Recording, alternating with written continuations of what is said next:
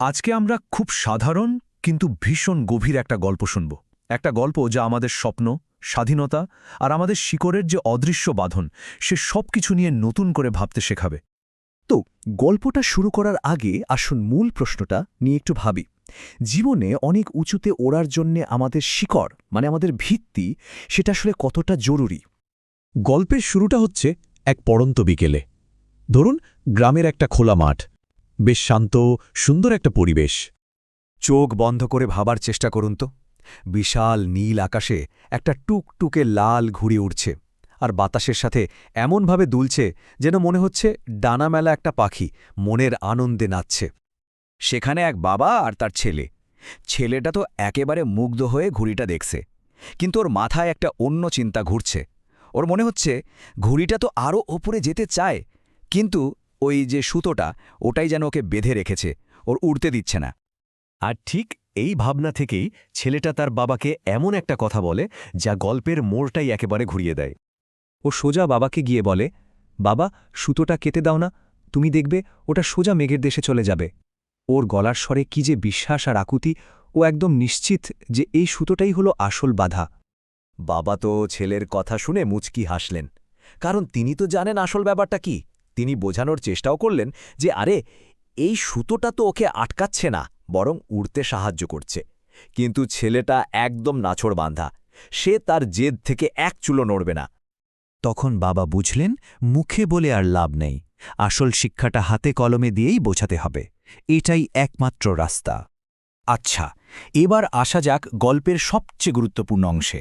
দেখা যাক এই সিদ্ধান্তের পর সেই অবশ্যম্ভাবী শিক্ষাটা কিভাবে এলো। বাবা আর দেরি করলেন না, পকেট থেকে একটা ছোট্ট কাঁচি বের করে কচ করে সুতোটা কেটে দিলেন।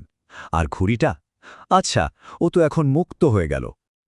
আর জানেন কি হলো? এক মুহূর্তের জন্য মনে হলো ছেলেটাই ঠিক।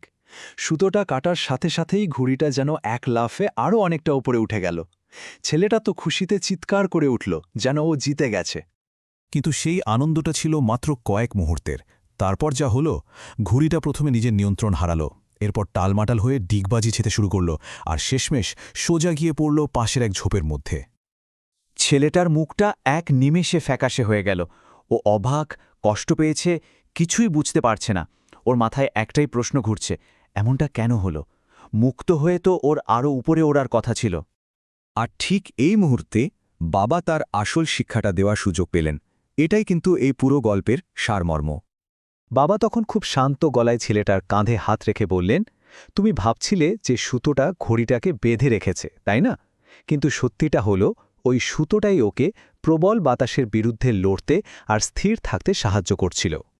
দেখুন, এই গল্পটা আসলে একটা দারুণ রূপক, তাই না?